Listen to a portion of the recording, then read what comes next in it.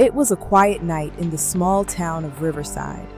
Street lights flickered lazily over empty roads, and most people were already asleep. Nothing unusual ever happened here. It was the kind of place where everyone knew everyone. But that night, at exactly 11:43 p.m., a scream echoed through the neighborhood. It came from the house at the end of Maple Street. When the police arrived, they found the front door half open, and inside, a scene that would shock the entire town. A young woman named Emily Carter was lying on the living room floor. She was dead. There were no signs of forced entry, no broken windows, no robbery, which meant only one thing. Whoever did this, Emily probably knew them. Within hours, the police focused on one person, Daniel Brooks, Emily's neighbor. Daniel was quiet, awkward, and rarely spoke to anyone. People in the neighborhood described him as strange. He worked night shifts, kept his curtains closed, and was often seen walking alone late at night. To many people, he already looked suspicious. And then, the police found something that made things worse. A bloody glove in Daniel's trash bin. It was enough for the police to arrest him immediately. The news spread quickly through Riverside. Finally, some people said, we always knew something was off about him. For the town, the case seemed simple. Daniel Brooks was the killer.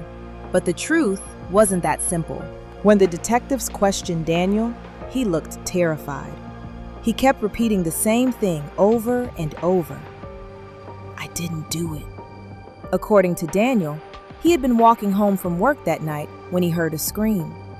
He ran toward Emily's house and saw the door open. Inside, he found Emily on the floor, already dead. Panicked, he tried to help her. That's when he got blood on his hands. And the glove? He said he threw it away because he was scared the police would blame him. To the detectives, his story sounded weak. Why didn't he call the police? Why run away? Why hide the glove? Everything about his actions made him look guilty. But Daniel kept repeating the same words. I swear, I didn't kill her. As the investigation continued, more evidence appeared.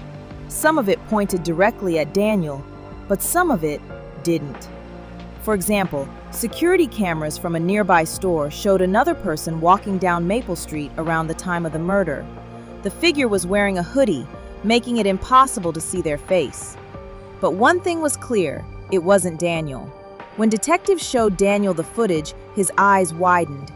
He said he had never seen that person before, but the police weren't convinced. The timeline was messy, the evidence was confusing, and the town was already convinced Daniel was guilty. Sometimes, once people decide someone is the villain, they stop looking for other answers. If you enjoy dark reality stories like this one, make sure to subscribe to the channel. I upload true style crime and mysterious stories every week that reveal the darker side of reality.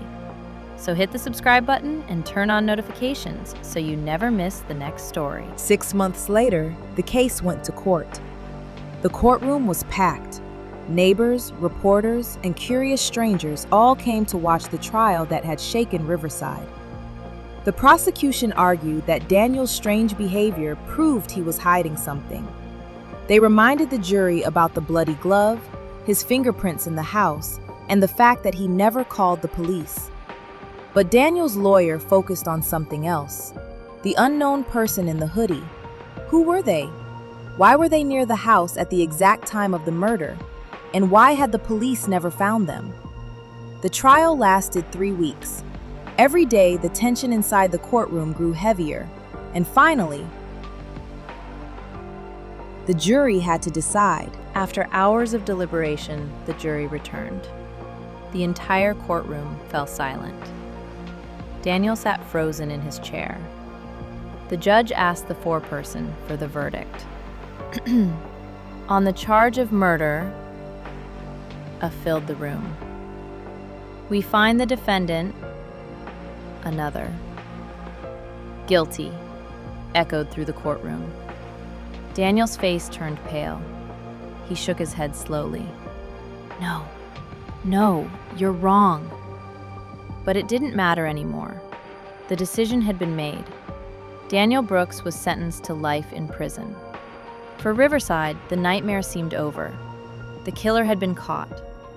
Or at least, that's what everyone believed. 2 years later, something unexpected happened. Police in another city arrested a man for a violent attack. When they searched his belongings, they found something disturbing: a collection of newspaper clippings about different crimes. One of those articles was about Emily Carter's murder, and the man looked very familiar, because when investigators compared his face with the security footage from Maple Street, the figure in the hoodie looked exactly like him. Suddenly, the old case didn't seem so clear anymore. But by then, Daniel Brooks was already serving his sentence, and reopening the case would mean admitting something terrifying: that the town of Riverside and the justice system itself might have punished the wrong man. To this day, the case remains one of Riverside's darkest mysteries. Some people still believe Daniel was guilty. Others believe he was simply in the wrong place at the wrong time. But one question continues to haunt everyone who hears the story. Was Daniel Brooks a murderer? Or was he just an innocent man who looked guilty?